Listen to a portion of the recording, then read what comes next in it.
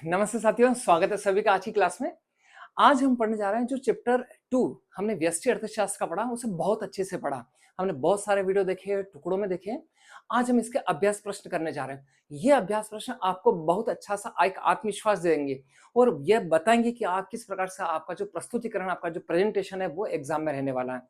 तो आज हम करने जा रहे हैं चैप्टर 2 के जो क्वेश्चन है वो फर्स्ट क्वेश्चन क्या आ रहा है, उपभोक्ता के बजट सेट से आपका क्या आशय है। उपभोक्ता का बजट सेट है, क्वेश्चन को बिल्कुल ध्यान से समझना। बजट सेट और बजट रेखा, तो बजट सेट से क्या आशय है कि उपभोक्ता की आय तथा दोनों वस्तुओं की कीमतों के ज्ञात होने पर उपभोक्ता जिन बंडलों का चयन कर सकता है या जिन बंडलों को ले सकता है, वे सारे के सारे संभावित जो बंडल होंगे वो बजट सेट के अंतर्गत आते हैं। जैसे कि हमने इक्वेशन देखी थी यार, आप P1x1 plus P2x2 less than and equal m, यदि इज इक्वल टू आएगा m तो बजट आपका रेखा का समीकरण आ जाएगा, और यदि लेस देन एंड इक्वल आता है तो इसी कंडीशन में जो आपका इक्वेशन आने वाली वो बजट सेट की आएगी। तो उपभोक्ता क्या है तथा दोनों वस्तुओं की कीमतों के ज्ञात होने पर उपभोक्ता जिन बंडलों का चयन कर सकता है या ले सकता है वो बजट सेट कहलाते हैं। तो हमारा फर्स्ट क्वेश्चन हो गया।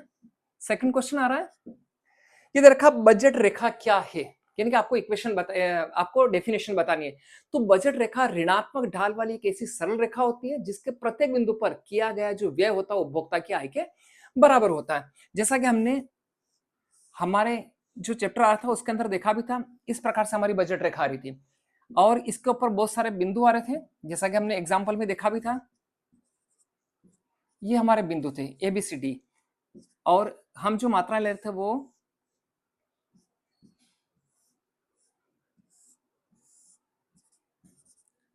4 इकाइयां वस्तु 1 की, और ये आ जाएगी वस्तु 2 की भी 4 इकाइयां, जैसे कि हमने पहले एग्जाम्पल लिया था उसमें।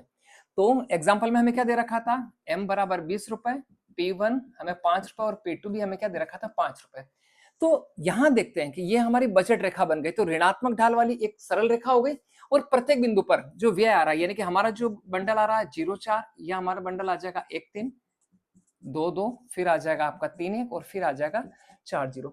तो किसी भी बिंदु पर जाने पर हमारा जो व्यय रहता है वो उपभोक्ता की आय के बराबर रहने की ठीक 20 रुपए के बराबर रहता है। तो ऋणात्मक ढाल वाली एक ऐसी सरल रेखा होती है जिसके प्रत्येक बिंदु पर किया गया जो व्यय होता है वो ठीक उपभोक्ता की आय के बराबर होता है, उसे हम बजट रेखा कहते हैं।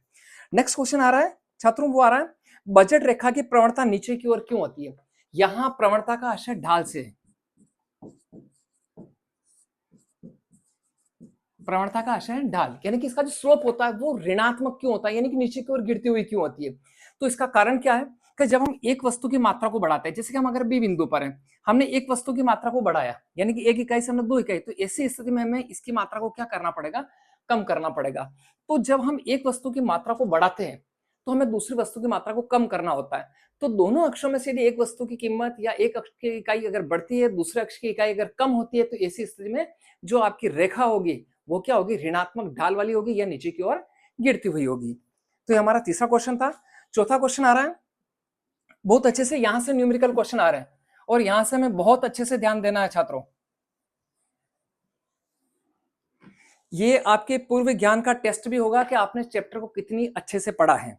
चौथा क्वेश्चन आ रहा है, एक उपभोक्ता दो वस्तुओं का उपभोग करने के इच्छुक है और दोनों वस्तुओं की जो कीमत है क्रमशः 4 रुपए और 5 रुपए, यानी कि दो वस्तुएं दे रखी है, एक वस्तु की कीमत 4 रुपए और दूसरी वस्तु की कीमत हमें दे रखी है 5 रुपए और उपभोक्ता की आय दे रखी है 20 रुपए।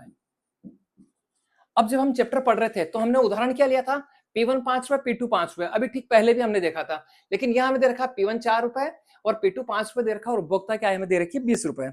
फिर हमसे क्वेश्चन पूछेगा बजट रेखा के समीकरण को लिखिए। देखो यहाँ पर दे रखा बजट रेखा का समीकरण, तो इसी का फर्स्ट क्वेश्चन आ रहा है, यानी कि चौथे का हम फर्स्ट क्वेश्चन कर रहे हैं ये।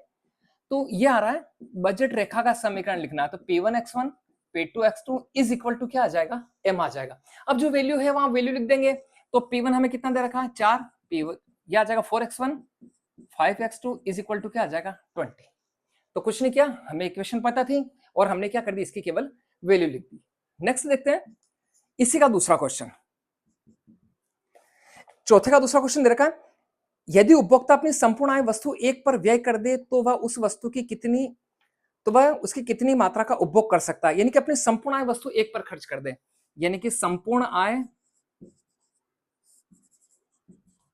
वस्तु 1 पर व्यय। सारा का सारा पैसा केवल अगर वस्तु एक पर व्यय कर दे तो ऐसी स्थिति में वस्तु एक की मात्रा कितनी आ जाएगी? यह आ जाएगा वस्तु एक की मात्रा। तो आपका आ जाएगा जो आपको कुल आय दे रखी है बटा वस्तु एक की कीमत।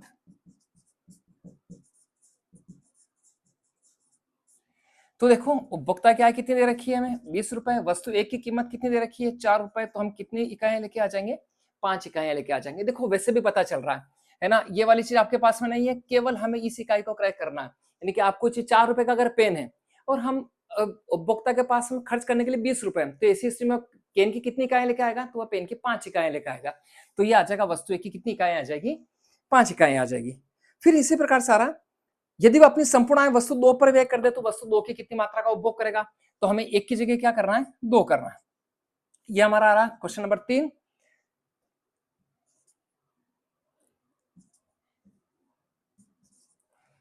हाँ, ये देखिए, ये दे रखा है संपूर्ण आय वस्तु 2 पर व्यय कर दे तो वस्तु 2 की कितनी मात्रा आ जाएगी? तो कुल आय बटे वस्तु 2 की कीमत। तो कुल आय कितनी दे रखी है? 20 रुपए, वस्तु 2 की कीमत दे रखी है 5 रुपए, तो हम कितनी इकाइयां लेके आ जाएंगे? 4 इकाइयां लेके आ जाएंगे। जैसे कि हम बताएं, वापिस हम उदाहरण लेते हैं कि 5 रुपए का अगर पेन है और 20 रुपए आपके पास में, तो आप कितने पेन लेके आएंगे? 4 पेन लेके आएंगे। तो वस्तु 2 की जो इकाइयां आएगी वो आपके पास में आ जाएगी 4 इकाइयां आ जाएगी। फिर नेक्स्ट सारा बजट रेखा की प्रवणता क्या होगी? देखो बहुत अच्छा क्वेश्चन है, ये थ्योरी में भी पूछा जा सकता है, नॉर्मली डेफिनेशन में पूछा जा सकता है, बहुत अच्छा क्वेश्चन है। तो ये हमें दे रखा है इसी का फोर्थ, बजट रेखा की प्रवणता। ये हमने जब बहुत अच्छे से बजट रेखा पढ़ा था उस समय ये वाली बात आ रही थी। बजट रेखा की प्रवणता क्या होती है? दोनों वस्तुओं की कीमतों के अनुपात के बराबर, यानी कि ये आ जाएगा P1 अपॉन P2। और चूंकि ऋणात्मक ढाल वाली सरल रेखा होती है इसलिए अपन माइनस का साइन लगाते हैं, लेकिन अगर आप नहीं भी लगाते हैं तो चल जाएगा, क्योंकि अंडरस्टूड है कि वो माइनस ही रहेगी हमेशा। तो हमें देखें वस्तु एक की कीमत कितनी दे रखी है? 4, वस्तु 2 की कीमत कितनी दे रखी है? 5। तो यह आ जाएगा 0, 40, ये तो आ जाएगा माइनस 0.8। ये आपकी बजट रेखा की प्रवणता, या -4/5। तो ये बजट रेखा की प्रवणता भी आ सकती है। क्वेश्चन देखें, ऐसा ही क्वेश्चन देखिए ऑब्जेक्टिव टाइप में पूछा जा सकता है, या सीधा सीधा बजट रेखा की प्रवणता पूछी जा सकती है। नेक्स्ट है, ये हमारा चौथा क्वेश्चन हुआ, यदि उपभोक्ता की आय बढ़कर 40 रुपए हो जाती है, मतलब इसी क्वेश्चन को पढ़ रहे हैं और अब इसमें थोड़ा सा चेंज किया गया है कि यदि उपभोक्ता की आय बढ़कर 40 रुपए हो जाती है तो क्या कंडीशन रहेगी? यानी कि हमें एग्जाम्पल यही दे रखा है और इसके आगे और क्वेश्चन पूछ रखे हैं। तो अब जो हमारा क्वेश्चन आएगा, क्वेश्चन नंबर 5, और ये दे रखा है यदि उपभोक्ता की आय बढ़कर हमें दे रखा है 40 रुपए हो जाती है परंतु कीमत अपरिवर्तित रहती है, तो बजट रेखा में क्या परिवर्तन होगा? यहाँ बजट रेखा दे रखा है ना, तो देखो बजट रेखा का जो इक्वेशन आएगा P1x1 P2x2 is equal to क्या आ जाएगा? m आ जाएगा। P1 वो आ जाएगा 4x1, ये आ जाएगा 5x2 इज इक्वल टू क्या आ जाएगा?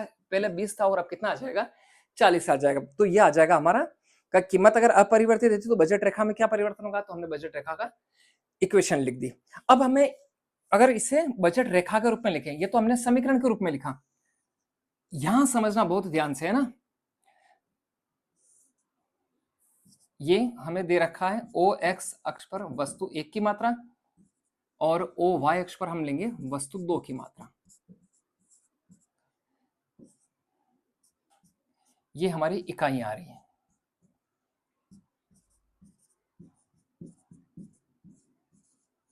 इसी प्रकार से हम ओ वाई अक्ष पर भी इकाइयां ले लेंगे।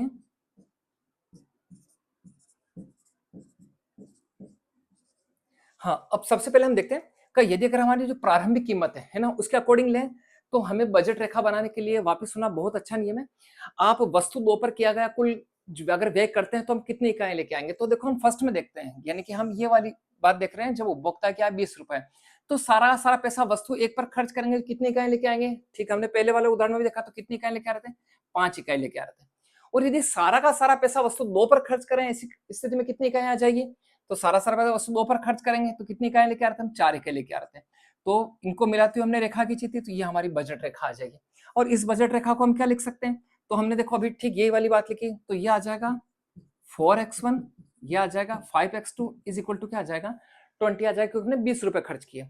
अब हम देखते हैं कि यदि उपभोक्ता की जो आय है वो बढ़कर 40 रुपए हो जाती है, यानी कि वस्तु 1 पर किया गया जो कुल खर्च आ जाएगा वो कितना आ जाएगा, कितनी इकाई लेके आएंगे, है ना। तो देखो अब हमारे पास में 4 है और 40 रुपए तो कितनी इकाई लेके आएंगे हम, 10 इकाई लेके आ जाएंगे। और इसी प्रकार से हम यहाँ कितनी इकाई लेके आएंगे, 8 इकाई लेके आएंगे। तो हमारी जो बजट रेखा होगी वो इस प्रकार से हो जाएगी। और इस बजट रेखा हम क्या लिख सकते हैं, तो हमारा आ जाएगा 4x1, ये आ जाएगा 5x2 इज इक्वल टू क्या आ जाएगा, 40 आ जाएगा। तो ऐसी स्थिति में हमारी जो बजट रेखा होगी वो क्या हो जाएगी, दाईं ओर परिवर्तित हो जाएगी। हम जब बजट रेखा को प्रभावित करने वाले तत्व पढ़ रहे थे तब भी ये वाली बात आई थी कि जब उपभोक्ता की आय बढ़ जाती है तो ऐसी स्थिति में उपभोक्ता क्या कर सकता है, दोनों ही वस्तुओं के अधिक इकाइयों का क्रय करता है। और ऐसी स्थिति में जो बजट रेखा होगी वो क्या हो जाएगी, दाईं ओर शिफ्ट हो जाएगी। फिर नेक्स्ट देखते हैं हम अगला क्वेश्चन। क्वेश्चन नंबर 6 आ रहा है हमारे पास में, यार यदि वस्तु 2 की कीमत में 1 रुपए की गिरावट आ जाए। देखो पहले हम एग्जाम्पल वही चल रहा है और उसी में चेंज किया गया ना। तो ये दे रखा है, हमें वापस सुने ध्यान से, क्वेश्चन नंबर 6 ये दे रखा है कि यदि वस्तु 2 की कीमत में 1 रुपए की गिरावट आ जाए परंतु एक वस्तु की कीमत तथा उपभोक्ता की आय में कोई परिवर्तन न हो, यानी कि वस्तु जो 2 की कीमत है वो भी कितने रुपए हो जाती है, 4 रुपए हो जाती है। तब ऐसी स्थिति में बजट रेखा में क्या परिवर्तन आएगा, हमें बजट रेखा में परिवर्तन देखना है।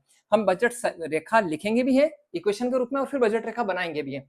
तो देखो हमारा जो पहले क्या आ रहा था, P1x1 P2x2 is equal to क्या आ रहा है, M आ रहा है। फर्स्ट के अकॉर्डिंग देखते हैं तो क्या आ जाएगा आपका 4x1 5x2 is equal to 20 आ रहा था। अब हम क्या कर रहे हैं, कब वस्तु 2 की कीमत में 1 रुपए की गिरावट आ जाती है ना, तो यहां पर हमने 1 रुपए की गिरावट की है ना। परंतु वस्तु 1 की कीमत में तथा उपभोक्ता की आय तो क्या रहेगी, स्थिर रहेगी और वस्तु की कीमत में गिरावट आएगी। चलो ठीक है लिखते हैं हम, तो ये आ जाएगा 4x1 4x2 is equal to क्या आ गया आपका 20 आ गया, उपभोक्ता की आय में कोई चेंज नहीं है। अब बजट रेखा बना के देखते हैं उसी प्रकार से जैसा कि हमने ठीक पहले वाले क्वेश्चन में बनाया था। वस्तु 1 आ जाएगी या आपकी वस्तु 2 आ जाएगी।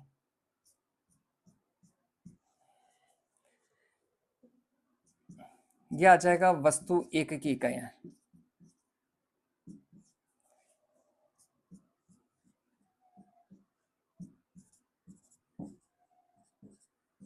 हाँ देखो समझना ना, सबसे पहले हम बनाते हैं यदि सारा का सारा पैसा वस्तु 1 पर खर्च कर दे तो कितनी इकाई लेके आएंगे, 5 इकाई लेके आएंगे, है ना। तो ये आपकी 5 इकाई आ जाएगी।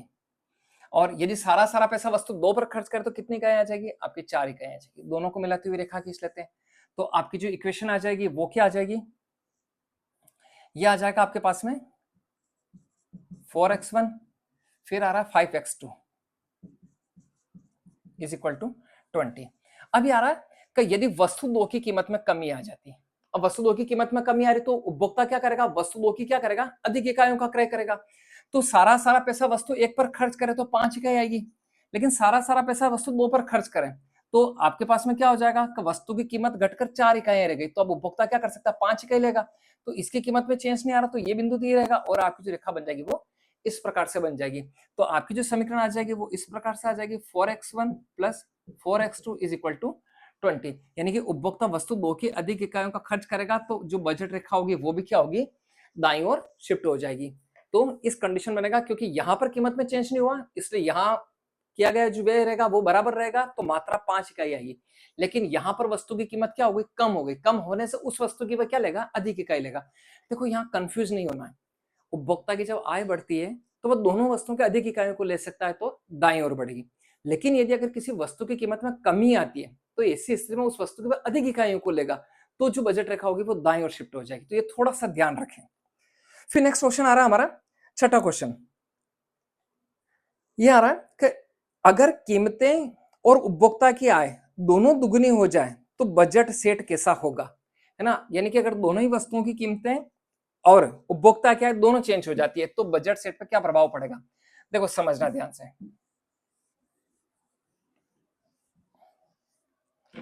ये आपके पास में आ रहा है अगर मान लो ये स्थिति दी जाती है,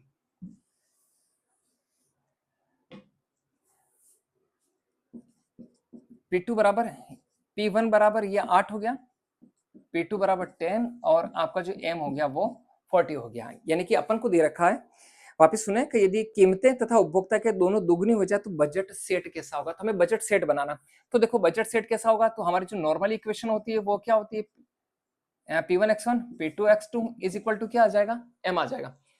तो हम सबसे पहले वैल्यू रख के देखें तो ये आ जाएगा आपका 4x1 प्लस फिर क्या आ जाएगा 5x2 इज इक्वल टू 20 आ जाएगा।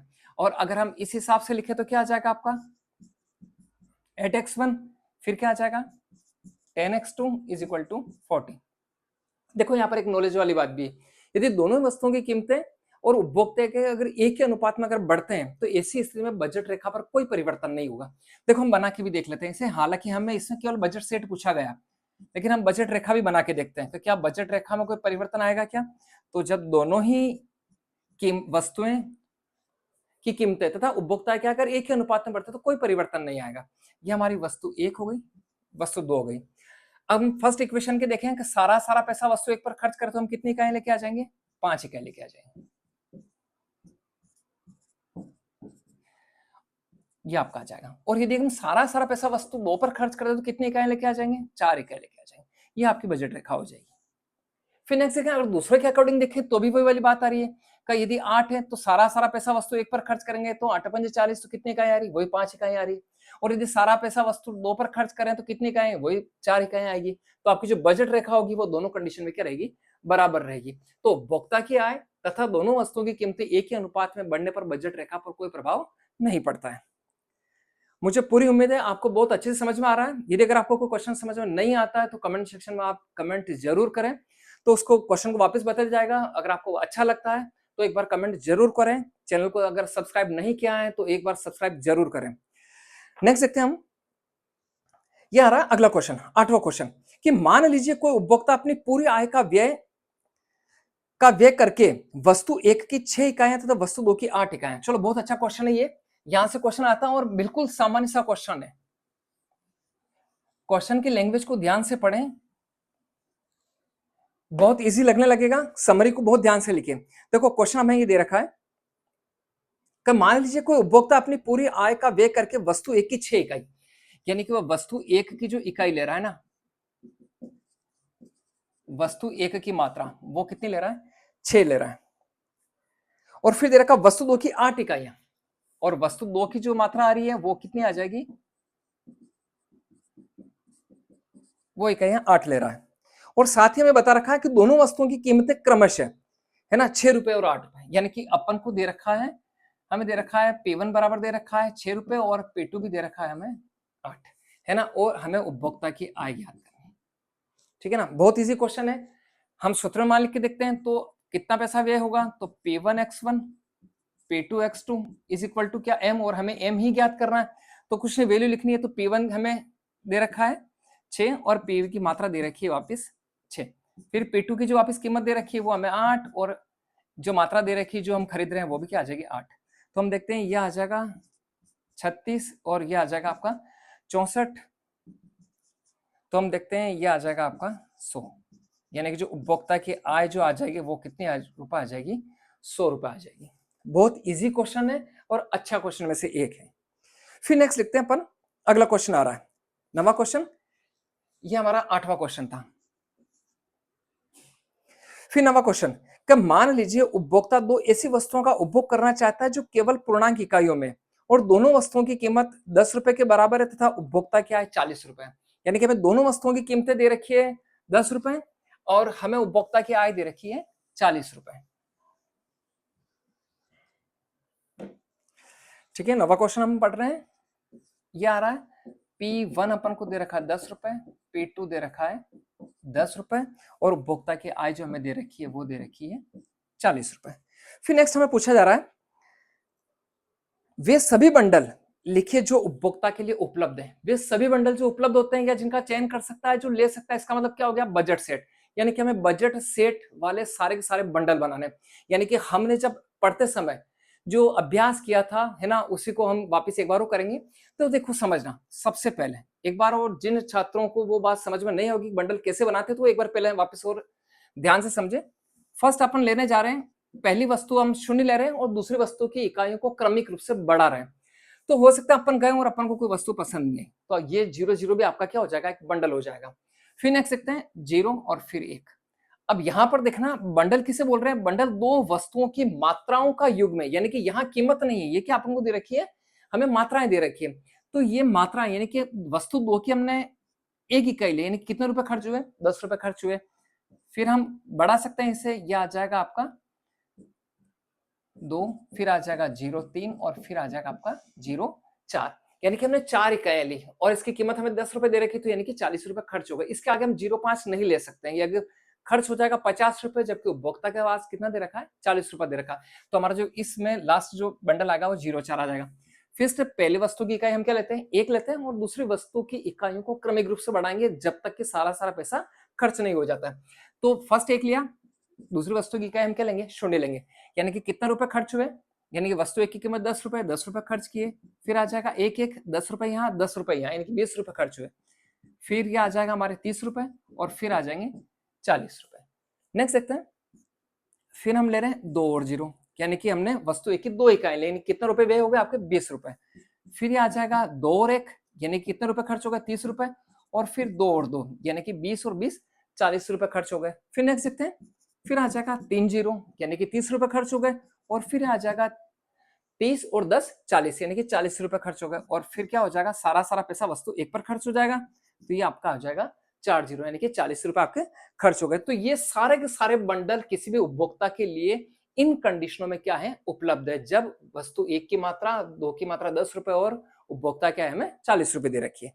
नेक्स्ट देखते हैं, ये था 9th का एक। फिर नेक्स्ट दे रखा है, जो बंडल उपभोक्ता के लिए उपलब्ध है उनमें से वे कौन से बंडल है जो जहां उपभोक्ता के 40 रुपए व्यय होते हैं। यानी कि इसका जो सेकंड क्वेश्चन दे रखा है वो दे रखा है जहां ये दे रखा है सारी राशि है ना, सारी राशि व्यय हो जाती है, या उपभोक्ता की आय के बराबर बंडल, उपभोक्ता की आय के बराबर बंडल। अब देखो उपभोक्ता की आय के बराबर का मतलब उपभोक्ता की आय हमें कितने दे रखी है, 40 रुपए। अब 40 रुपए कहां का खर्च हो रहे हैं, फर्स्ट से देखते हुए हम चलें तो क्या आ जाएगा छात्रों, ये आ जाएगा आपका 0.4। फिर नेक्स्ट देखते हैं, फिर क्या आ जाएगा, सॉरी यहां आएगा 1.3 है ना, तो ये आ जाएगा आपका 1.3। फिर नेक्स्ट देखते हैं वो आपका क्या आ जाएगा, 2 आ जाएगा, फिर आपका आ जाएगा 3 और फिर आपका जो लास्ट वाला बंडल आ जाएगा वो 4 0। मतलब ये सारे के सारे जो बंडल होंगे वो आपके क्या आएंगे, बजट रेखा पर आएंगे, या जहां उपभोक्ता की आय जो होती है वो पूरी की पूरी खर्च हो जाती है दोनों वस्तुओं पर। तो हमने देखा, ये हमने फर्स्ट के 9 क्वेश्चन लिए थे, और मुझे पूरी उम्मीद है ये 9 क्वेश्चन आपको बहुत अच्छे से समझ में आ रहे होंगे। हम अगली वाली जो क्लास में लेंगे वो क्वेश्चन संख्या 10 से लेंगे। इन क्वेश्चनों को बहुत अच्छे से समझोगे, बहुत अच्छे से करोगे, और अगर कोई क्वेश्चन आपको अगर समझ में नहीं आता है तो हम नेक्स्ट वाली क्लास में जरूर इस क्वेश्चन को वापस रिपीट करेंगे। तो इसके लिए आप कमेंट सेक्शन में जरूर इस बात को शो करें कि हमारा कौन सा क्वेश्चन हमें समझ में नहीं आ रहा है। मुझे पूरी उम्मीद है आज की क्लास आप लोगों को बहुत अच्छी लगी होगी। धन्यवाद।